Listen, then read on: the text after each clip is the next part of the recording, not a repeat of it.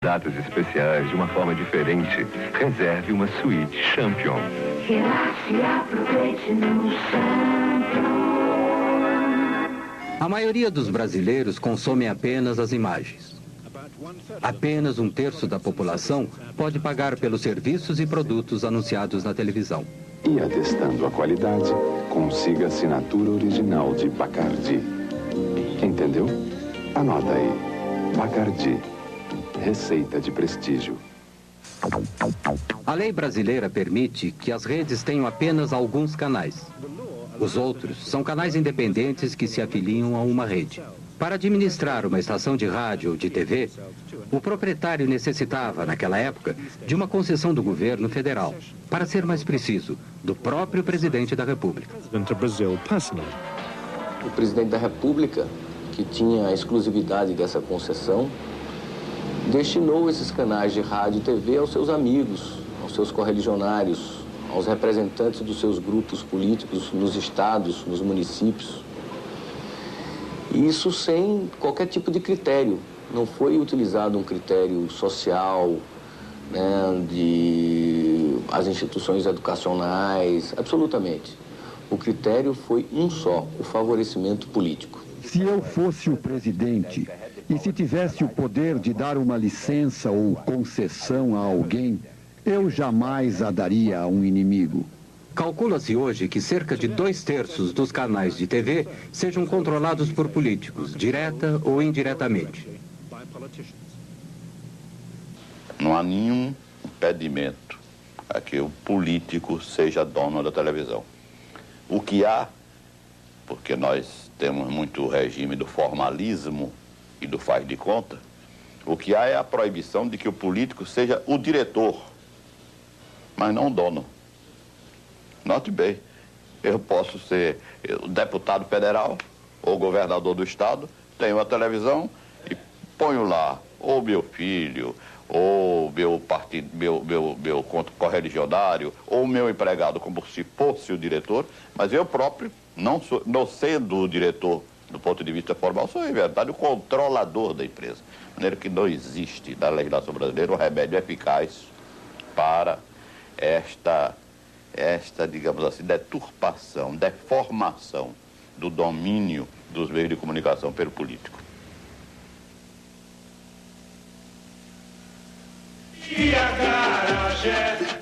O programa ao vivo é o mais antigo da TV brasileira. Hoje, a transmissão do Carnaval Carioca é a sua apoteose.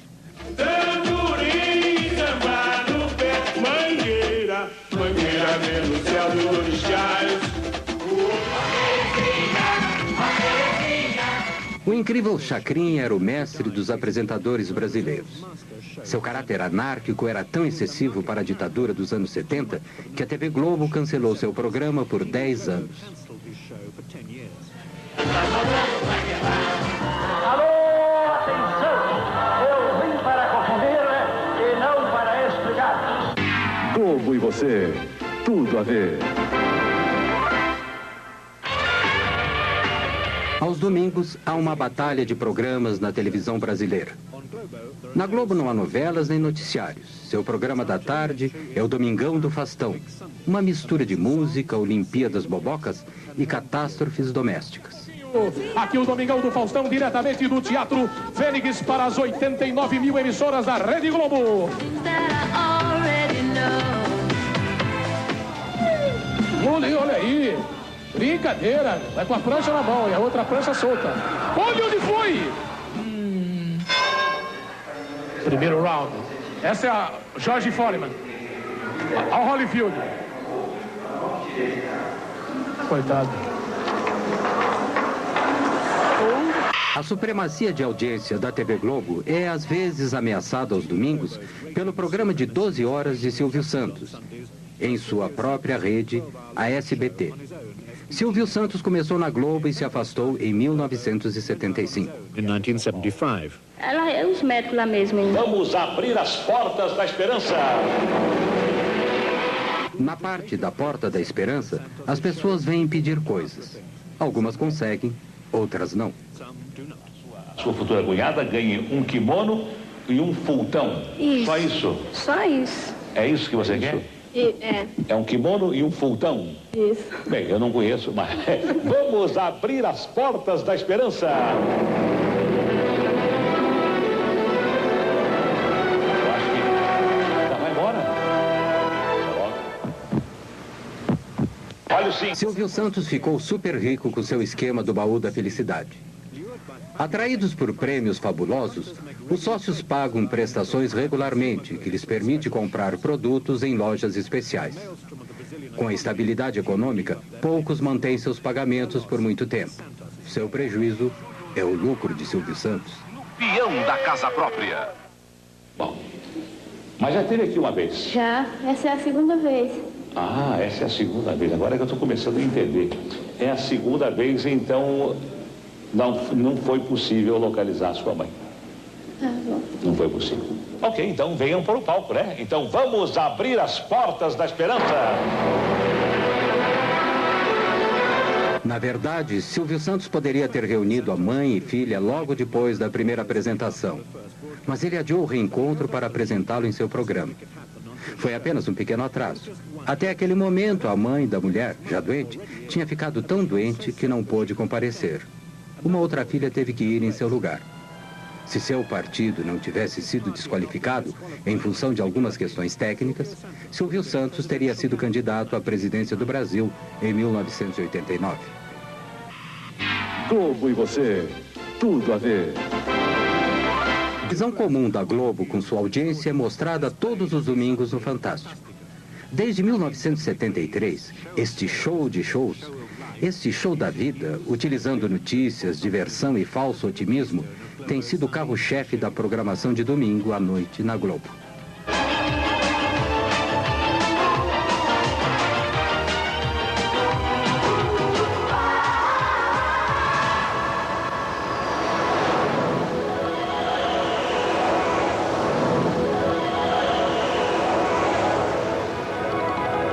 Este é um domingo típico. Domingo com Fantástico, uma estranha combinação de elementos que se acrescenta à visão de mundo da Globo. Domingo no Fantástico.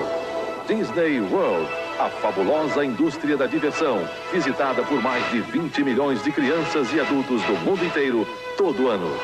A Viúva Porcina, cercada pelos fãs nas ruas de Havana. Você vai acompanhar a visita de Regina Duarte a Cuba, onde a novela Roque Santeiro é o maior sucesso na história da televisão de lá. O Bandido do Carro Vermelho, um criminoso sexual e assassino caçado pela polícia de 40 cidades dos estados de São Paulo, Minas e Goiás. Ele já violentou mais de 60 mulheres e tem uma ficha policial com 3 metros de comprimento. Domingo no Fantástico. A televisão na América Latina começou em setembro de 1950 com a TV Tupi em São Paulo. A primeira transmissão começou tarde, durou 1 hora, e com programa ao vivo. No final do programa, se deram conta que teriam que fazer tudo outra vez no dia seguinte. Como não havia aparelhos de TV no Brasil, foram importados alguns e colocados no Jockey Club em alguns pontos da cidade. Assis Chateaubriand, que era na época o principal magnata dos jornais brasileiros, começou a TV Tupi contrariando conselhos de quase todos.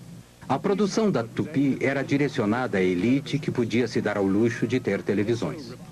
O Repórter Esso, inicialmente um programa de rádio, era o principal programa jornalístico. Os jornalistas do Brasil. A Tupi também trouxe para a televisão, diretamente do rádio, a novela tipicamente latino-americana, com Sua Vida Me Pertence. Juscelino Kubitschek foi eleito presidente em 1955. Ele prometeu fazer o Brasil crescer 50 anos em apenas 5. Esta política trouxe fuscas de fabricação nacional, urbanizou a população, introduziu uma inflação endêmica e agravou a situação da dívida externa. O símbolo do novo Brasil era Brasília, a nova capital. No meio do nada, no meio do país, foi oficialmente inaugurada em 1960. A TV Excelsior, propriedade de um rico produtor de café e dono de uma companhia de aviação, começou em São Paulo em 1960. Marcou uma nova fase no mercado de canais de TV no Brasil. Em 2 anos, a Excelsior havia inaugurado seu canal no Rio, Comprou os astros da outra emissora e começou com novelas diárias, ganhando um prêmio de jornalismo na Espanha. Tupi, ainda maior empresa de TV, continuou com sua produção amadorística e administração excêntrica. Mas em 1964, passou a novela O Direito de Nascer. A primeira novela que conquistou audiência maciça. Era patrocinada por uma empresa de cosméticos e feita por uma agência de publicidade. Brazil's addiction to the novela had begun. Já poderão então ser concretizada, embora em parte, a sua mais sentida e justa reivindicação. Em março de 1964, tendo como pano de fundo a insatisfação social, o presidente João Goulart anunciou algumas estatizações limitadas e uma tímida reforma agrária durante um comício público. Começava assim a contagem regressiva para um golpe militar. A direita foi às ruas. Em São Paulo, 500 mil de pessoas participaram da Marcha da Família com Deus pela Liberdade. Alguns dias depois, no Rio, marinheiros de esquerda ameaçaram uma rebelião. O golpe militar começou em 31 de março. Centenas de pessoas foram presas e, entre muitos outros, 3 ex-presidentes perderam todos os direitos políticos.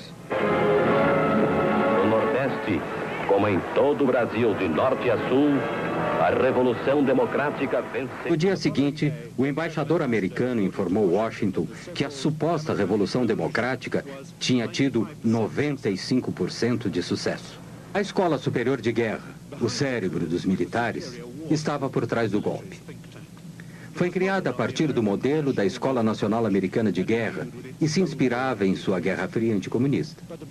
Mas a escola brasileira, ao contrário de sua equivalente americana, tinha membros civis, empresários, tecnocratas e políticos. O Marechal Castelo Branco tornou-se presidente com poderes de governar por decreto.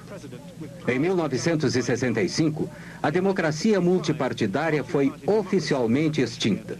Uma das primeiras ações da ditadura foi estabelecer o Serviço Nacional de Informação, o sistema nervoso central do Estado autoritário.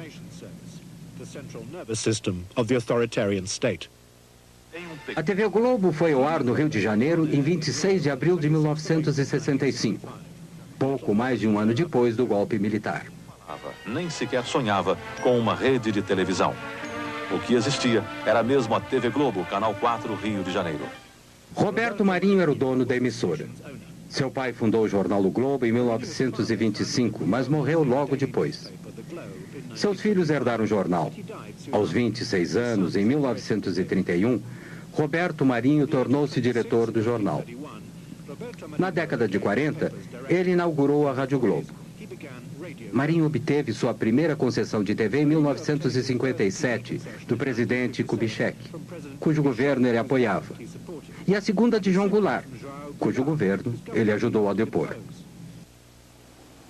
O Globo tinha uma posição de apoio aos governos revolucionários, porque o jornalista Roberto Marinho, apoiou a Revolução de Março de 1964, desde antes de ela eclodir. Ele foi revolucionário de primeira hora e continuou, portanto, como revolucionário, a apoiar os governos da Revolução. Embora ele se considere um jornalista, Roberto Marinho é um empresário, um astuto empresário. Isso é uma coisa. Outra coisa, acho que Roberto Marinho pode ser considerado um realista. Em 1962, Roberto Marinho assinou um contrato de assistência para a TV Globo com o grupo Time Life americano. Time Life tinha alguns interesses menores na Venezuela, Argentina e aqui no Brasil. Eles pensavam que havia um mercado em crescimento naquela época, que no final poderia lhes ser útil. Since the agreement gave Time Life, a foreign company, an interest in a Brazilian media company, it appeared to be contrary to Brazilian law. But it did give Marinho a crucial edge. A Globo surgiu com financiamentos de um acordo feito entre o grupo Time Life